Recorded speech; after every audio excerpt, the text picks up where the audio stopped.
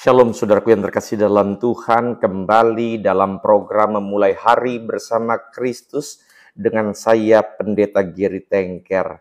Dan walaupun memang terputus selama 3 minggu, tetapi mari saudara kita kembali mau membaca firman Tuhan dan merenungkannya dimanapun saudara berada.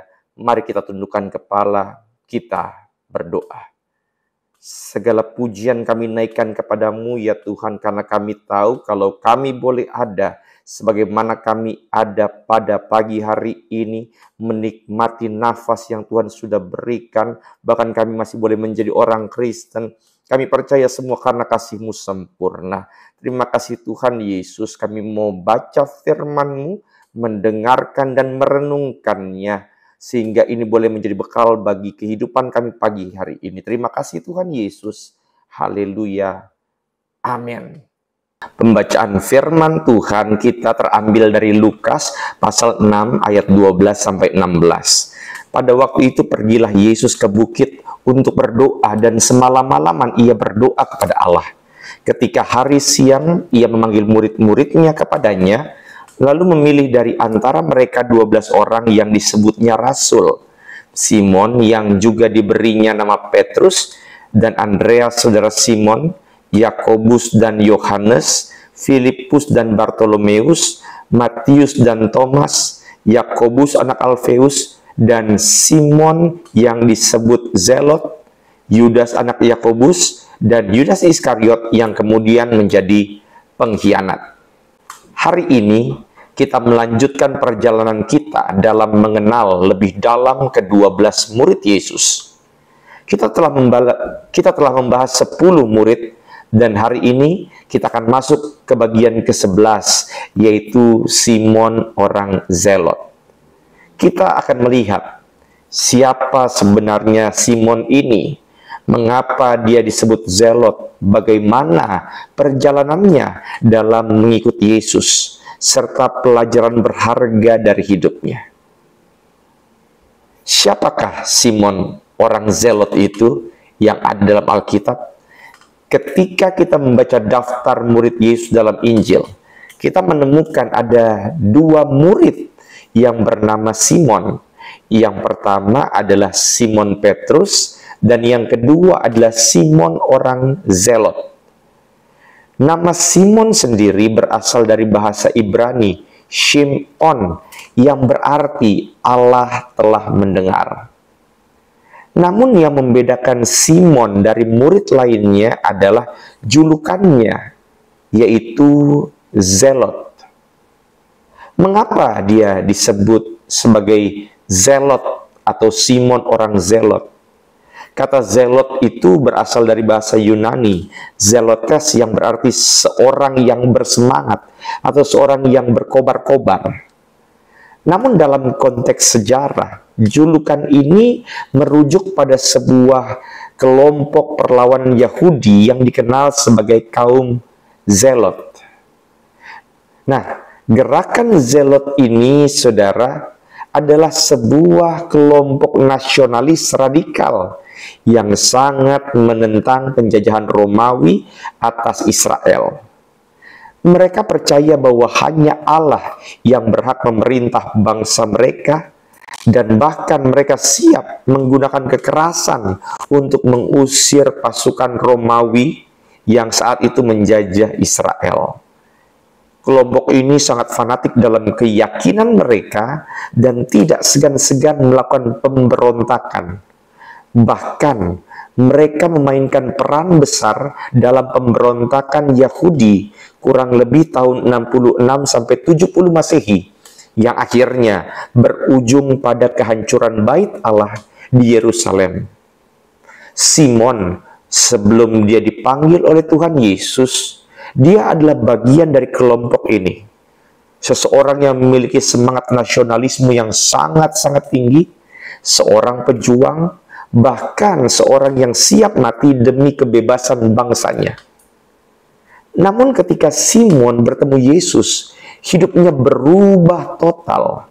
Ia meninggalkan perjuangan dengan pedang dan mulai mengabarkan kasih dan keselamatan di dalam Tuhan Yesus Kristus.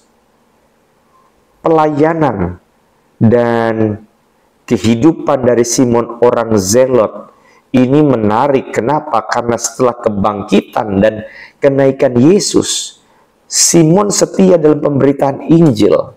Sejarah gereja mencatat bahwa ia memberitakan Injil ke berbagai daerah, termasuk Mesir, Afrika Utara, dan akhirnya ke Persia yang sekarang menjadi Iran.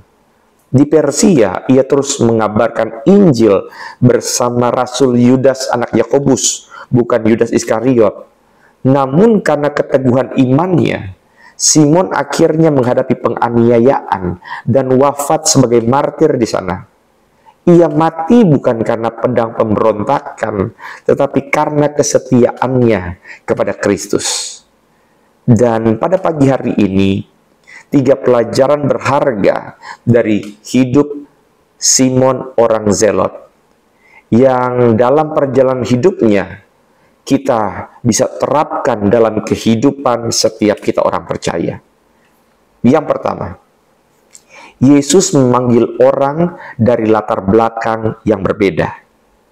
Mari kita buka sebentar 1 Korintus 1 ayat 27 dikatakan, tetapi apa yang bodoh bagi dunia, dipilih Allah untuk memalukan orang-orang yang berhikmat.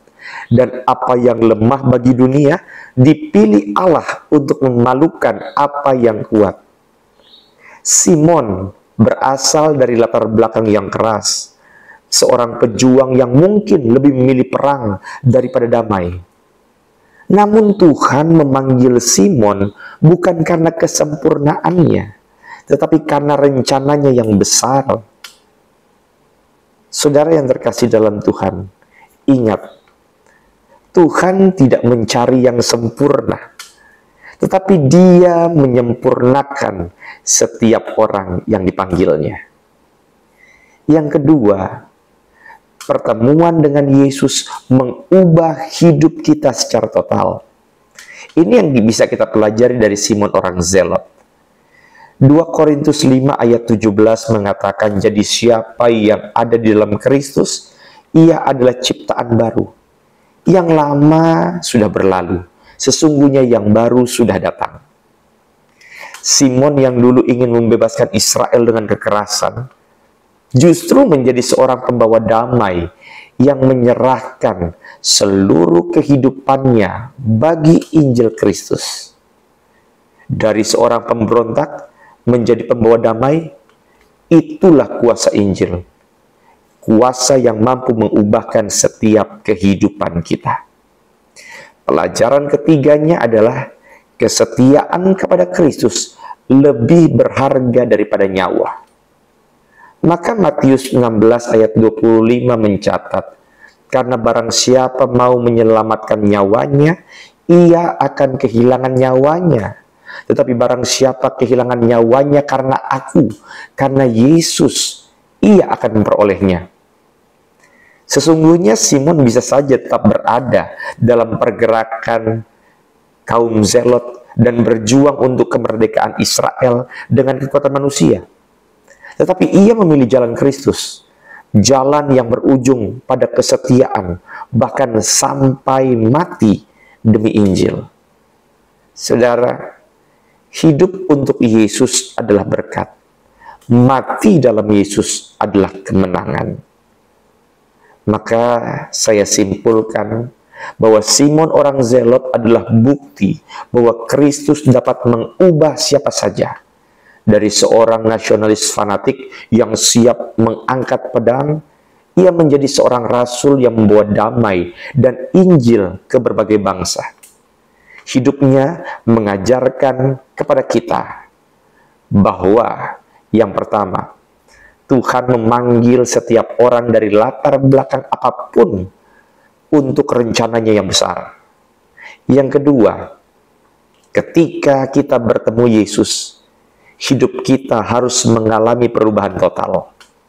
Yang ketiga, kesetiaan kepada Yesus jauh lebih berharga daripada hidup kita sendiri.